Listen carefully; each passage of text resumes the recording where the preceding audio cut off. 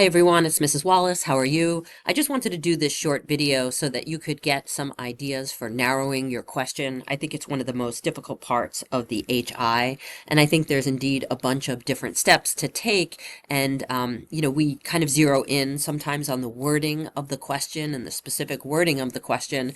But a lot of your time for this first benchmark can really be spent, reading and collecting information and knowledge about a topic because it's really difficult to go further with a topic until you've acquired that. And the same thing with like developing your question. I'm sure that it's going to develop along the way.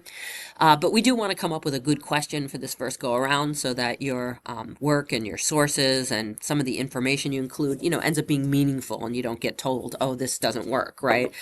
So let's say that I'm interested in the US Civil War. So I'm putting myself in your shoes. I'm kind of interested in a topic. And, this is a huge topic at this point. It is one that can be broken down into a variety of different subtopics. And if I'm not familiar, I'm a student, say, that's not familiar with the US Civil War, in that case, I have to spend some time just understanding the broader picture. Maybe I'm looking at Britannica or the Gale U.S. History Database. Maybe I'm watching Ken Burns' documentary, right? Watching pieces of it, looking at a variety of different websites. And so I determine, okay, I'm interested in some of the battles. I think, military strategy is interesting. Maybe I'm interested in the medical innovations and the effects on soldiers. Maybe I'm interested in the way that the U.S. government developed new techniques for ways to distribute resources to Union soldiers, for example, like nursing resources and, what types of medical care might have been available or developed. And maybe I'm really interested in Abraham Lincoln and some of his decisions. So I might spend some time researching some of his decision making. And maybe I come across the second inaugural address and it's beautifully written and I'm curious about it and I want to know what its role was. At this point, these are still topics. So, it could take hours of research to really determine that there's something that you have a specific interest in. And I think these are some of the steps that often get skipped. Everybody wants to come up with a question right away. And it's really hard to do that until you're like an expert on a topic. So finding out and spending some time on what you're really interested in is worthwhile. And it's actually kind of built into this first assignment. You're not quite doing the HI yet. You're investigating a question so that you can, really learn a lot about the topic. But even in order to come up with a question, you need to have some sort of background knowledge. And so a lot of what's expected of you in this first draft is to become very knowledgeable about the topic.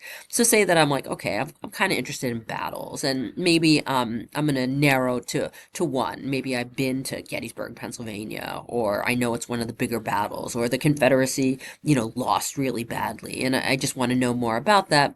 Then I'm going to start focusing more specifically on a particular narrow space of the topic. So that could take some time to do. And of course, the Battle of Gettysburg, even though it's like a battle that takes place over the course of 3 days, which seems incredibly narrow, it's still a massive topic. And there's a great deal written about it. So that might require reading in a variety of sources. So, so far, it's not something that's like a 20-minute task. This is going to take a while to really understand and grasp. But, my shout out to you is that you get a lot of good skill sets when you're able to do this and make decisions about information on your own. It really is like a skill set exercise. So it's like, doing this task is like going to the gym. Look at it that way. It kind of pays off in a way that is not necessarily tangible, but in a really big way. So when you design your question, there's a couple of criteria that you want to make sure you're meeting. One is it needs to be debatable, okay, and like pretty debatable. So you don't want to have a question that has an obvious answer, and that's something to stay away from because it just doesn't make your HI all that interesting, honestly. The other thing is you want to make it measurable.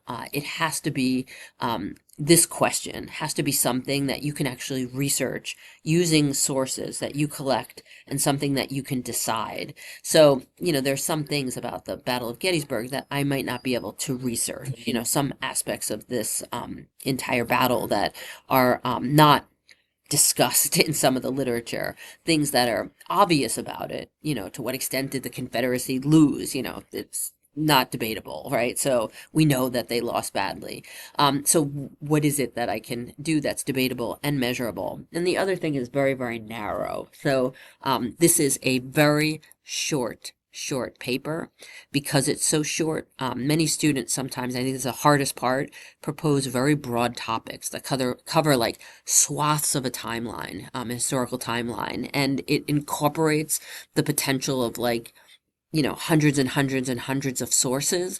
You need something much more narrow so that you can find several sources and have a good representation of the debate about this topic, right? For instance, in class, we're talking about the Monroe Doctrine.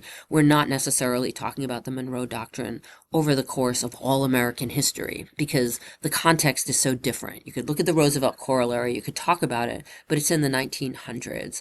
If we place the debate in 1823, then the historical context about why the Monroe Doctrine developed is very connected to 1823. And so there is an historical context that surrounds that date and the people involved in that debate and the issues that they faced is something very different than maybe the context that Teddy Roosevelt had many years later.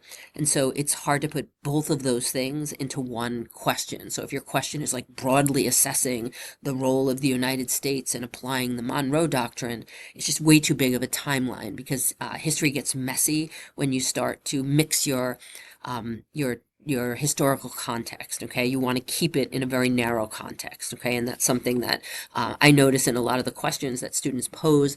People aren't necessarily thinking about something that narrow.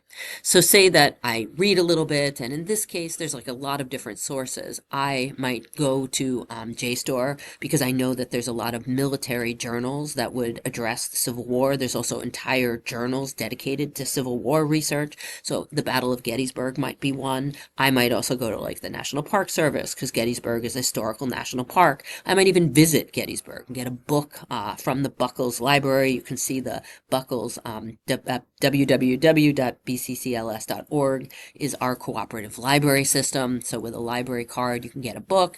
Of course, there's a variety of other sources, especially specialized museums and specialized archives.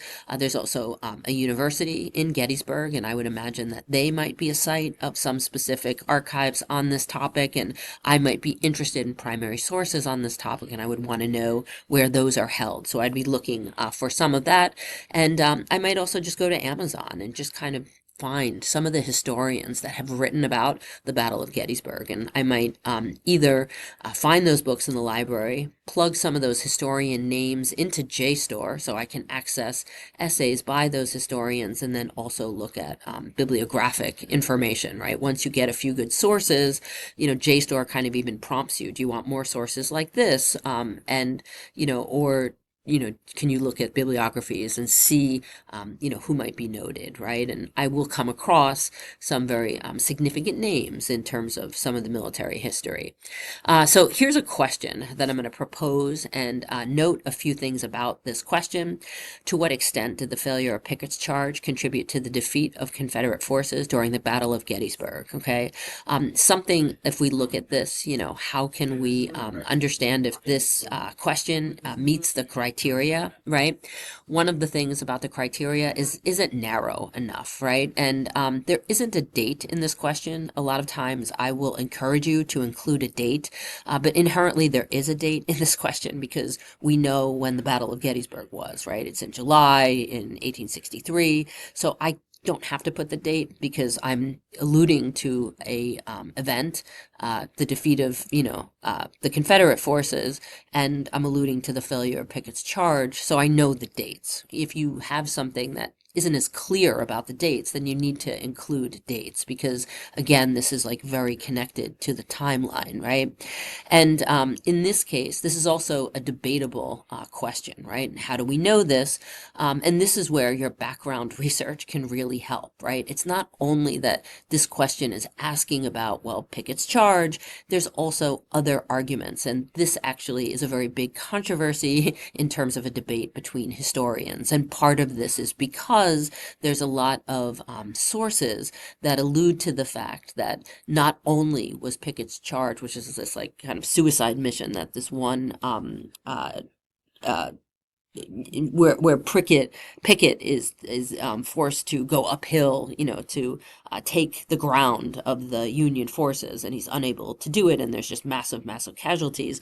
One of the things about that is that there's also, the General Lee will take blame for the defeat of the Confederacy, but there's a great deal written in private journals and in some other sources that Lee had given a command to another general earlier in the campaign, in the 3-day campaign, and this particular general didn't follow up with the command. And so there is historical debate about this question, and the causes of the loss of the Confederacy are documented not only by historians today, but also very heavily documented because Longstreet, the guy who was supposed to do this other part of the battle and doesn't do it, he writes a diary. Some of that diary gets a lot of heat because he is incentivized to write certain things in the diary. So this particular question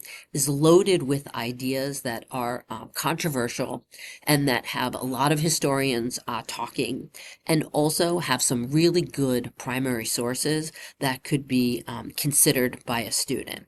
And this is also something that in, say, 15 sources, a student could heavily debate this topic. It's narrow enough. If it was every battle of the Civil War, it would be way too much because you'd have so many different sources that you perhaps have to go through. Each battle might just have one source. You need to kind of have sources that in some way connect together like a puzzle, and you're able to put them together kind of like a puzzle to decide, this source says this, but it has this limitation. This source argues this, and this historian used this same source, and this historian used that same source, but did something a little differently with it.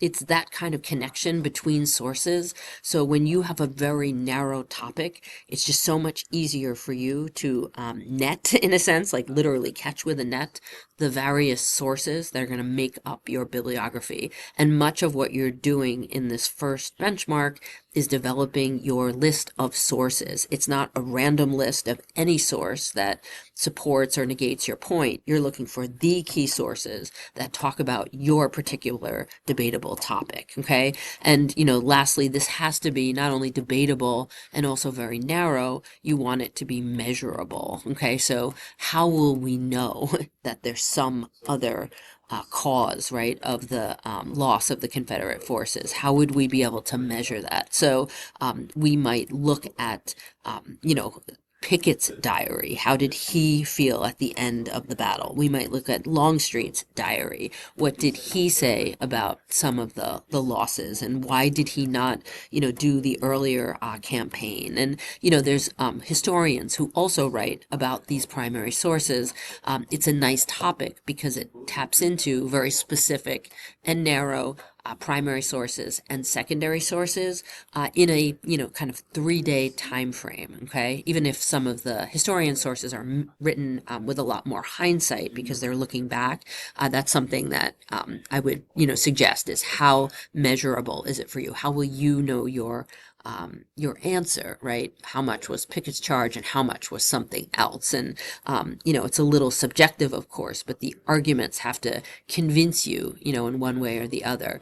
And, because this is a to what extent question, you do want to address the failure of Pickett's charge. That's going to be like the first thing in your analysis when you do your HI, and the first sources you should look for, but you should also look for sources that challenge that particular idea because they pose another other cause, or perhaps there's some sort of question about how much, Pickett's charge had to do with this loss. Maybe there was already a great deal of loss, or maybe this was there was a very little chance of success from Pickett's charge. So there could be a variety of arguments that you might make to suggest that this is not necessarily measurable. This is something that was not the cause. Okay.